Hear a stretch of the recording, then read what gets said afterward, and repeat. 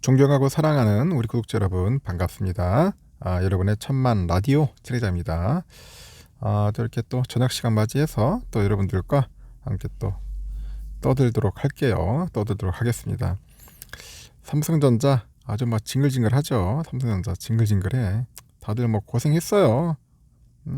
오늘 삼성전자 좀 떨어지진 않고 좀 잘 버텨줬으면 하는 바람이었는데 다 쉽지 않네요. 생각만큼 쉽지 않아요. 더 오를 줄, 뭐 오르는 것보다는 좀 지켜줬으면 하는 바람이었어요. 하지만 그렇지 않고 밑으로 나락으로 떨어지는 그런 모습을 보이니 조금 답답하더라고요. 답답했습니다. 하여튼 그래도 꾸준하게 모으시는 분들 참 대단하고 훌륭합니다. 훌륭해요. 삼성전자 뭐 쉽지는 않죠. 삼성전자처럼 뭐또 쉽다고 하면 쉬울지도 모르겠지만 어렵다면 또 어려운 게 삼성전자가 아닌가 하는 생각이 들어요. 하여튼 여러분 삼성전자는 그냥 꾸준히 모은다는 생각으로 접근을 하셔야 돼요. 이제는 좀 모아야 돼. 지금 모아야 할 시기가 다가온 거예요. 저는 그렇게 봅니다. 떨어졌다. 떨어지면 기회 아니냐? 당연히 기회인데 이제는 그 기회가 이제 두려운 거야. 이제 두려움 때문에 우리가 이제 못하는 것 같아요. 두려움. 그래서 제가 볼 때는 이 두려움을 극복을 해야 돼요. 해야 하는데 어떻게 해야 하냐? 그러니까 한꺼번에 많이 살려고 하지 말고 그냥 조금씩 분할해서 이제 가야 돼, 여러분. 이 끈기 있게 가야지. 끈기 있게 안 가면 다 포기해요. 여러분들도 저도 그렇고 다 포기합니다. 응? 금방 사람이 금방 쓰러지고 지쳐서 더 이상 할 수가 없어. 할 수가 없습니다. 제가 뭐 좀 여러분들에게 뭐 이렇게 강요하는 거 아닌데 한번 곰곰이 생각을 해보세요. 이게 멘탈 싸움이야. 이거 멘탈 싸움. 누가 그래? 뭐 한국투자증권에서 웃긴 재밌는 얘기 했어요. 또 한투에서는 그 삼성전자에 대해서 실적 추정치는 하향은 하지만은 업황 반등 시에는 경쟁사와 달리 이익과 점유율이 증가할 수 있다. 이익과 점유율이 증가할 수 있다. 그런 얘기를 하더라고요. 재밌잖아요. 이익과 증가율이 증가할 수 있다고 분석을 하고 있고 투자에게는 매수고 목표 주가는 83,000원 잡아요. 83,000원. 83,000원 유지를 했습니다. 그래서 29일날 그 발간한 그 삼성전자 관련 보고서를 보면은 이 메모리 반도체 수요의 그 불확실성은 여전하지만은 중국의 제로 코로나 정책 등 매크로 이슈가 예상보다 빨리 완화하고 있답니다. 매크로 이슈가 예상보다 빨리 완화하고 있다. 이같이 이제 밝혔어요. 다만 메모리 반도체의 그 수요 부진과 고객사 재고 조정 등 하여튼 이것 등은 그 올해 4분기 삼성전자 그 매출액 전망치가 당초 76조 4천억에서 74조 한 1,600억 정도로 보는가 봐요. 영업이익은 8조 3,500에서 6조 9,500원으로 각각 내렸다고 합니다. 그래서 박 연구원이 그래요. 그 메모리 하강 국면이 계속돼서 수요 회복의 기미가 아직 보이지는 않는다. 고객사 재고 조정이 지속되다 보니 그 스마트폰형 모바일 디램하고 멀티칩 패키지 MCP 이 MCP를 그 중심으로 해서 평균 판매 단가 ASP죠. 이 ASP 하락이 계속되고 있다 그래요.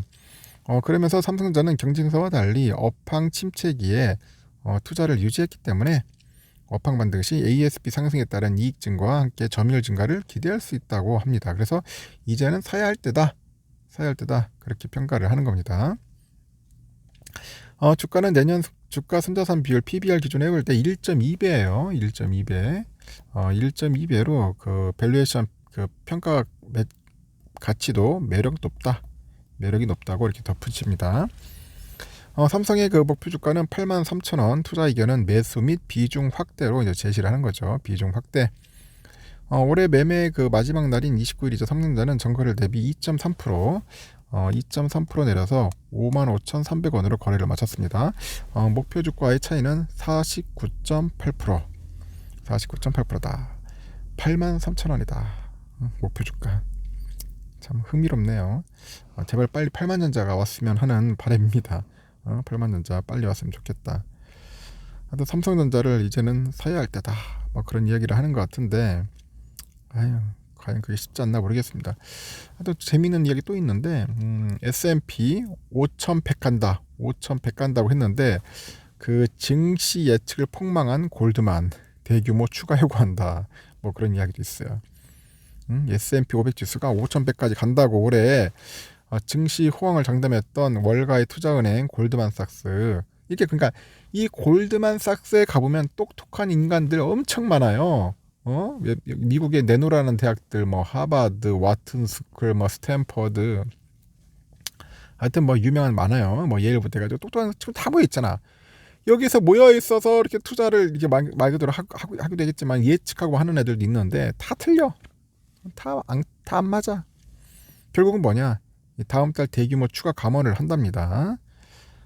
그래서 골드만삭스 CEO가 28일 날 직원들에게 보낸 송년사에서 내달 상반기에 추가 감원 발표가 이루어질 것이다. 참 이게 잘린다는 게 얼마나 또 기분이 좀 거시기 하잖아요.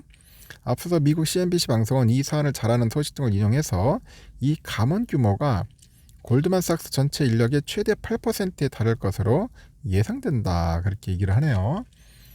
CNBC는 9월 말 기준 골드만삭스 인력이 49,100명대라는 점을 근거로 해요.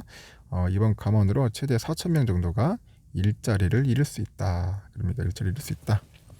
참 쉽지 않다. 골드만삭스는 지난 9월에도 이제 수백 명을 해고하고 월가에서 처음으로 인력 구조 조정을 이제 실시를 했어요. 최근 월가에서는 경기 둔화에 따른 자본시장 침체 장기화, 이 장기화에 대비해서 몸집 줄이기 움직임이 나타나고 있는데 시티그룹하고 바클리스가 소규모 인력 감축을 단행한 데 이어서 이제 모건 스탠리가 이달 초에 전체 인력의 2%에 해당하는 한 1,600명, 이 1,600명 해고 방침을 발표합니다. 해고 방침. 1,600명 잘리겠다. 월가 IB들은 2020에서 21년 금융시장 호황 속에서 인수합병 M&A하고 기업 공개 IPO 붐으로 큰 돈을 벌면서 인력을 크게 늘렸으나 올해 들어서 경기 둔화와 러시아 우크라이나 전쟁, 기준금리 인상 여파로 이제 타격을 받고 있는 겁니다. 타격을 받고 있고 골드만삭스는 S&P 500 지수가 올해 말 5,100선에서 마감할 것이라고 지난해 말 전망한 바 있는데 그러나 S&P 500은 올해 1월 4,818.6이 최고점 찍고 현재까지 줄곧 하락 중이죠. 좀 그렇습니다. 올라갈 때 했는데 꺾여서 28일은 3,783.2니까 많이 빠졌죠. 하여튼 26% 낮은 수준이다. 응? 왜 이렇게 안 맞는지 모르겠어. 응? 하여튼 보니까 누가 그러더라고. 거의 뭐 전문가가 아니라 비전문가다. 뭐 그런 이야기도 있어요. 그만큼 힘든 거예요. 주가 예측, 주식 예측, 그리고 시장 예측, 환율 예측 다 힘들어. 예측은 다 힘들다. 그때그때마다 상황, 매크로 환경, 마이크로 환경 다 환경이 달라.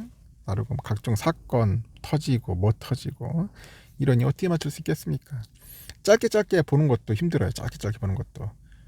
너 길게 보는 게 힘들어. 그래서 너무 길게 예측하려 하지 말고 그냥 마음을 비우고 그냥 넓게 보고 길게 보는 그런 멘탈을 가져야 하지 않겠나 하는 생각이 듭니다. 그런 멘탈이 없으면 힘듭니다.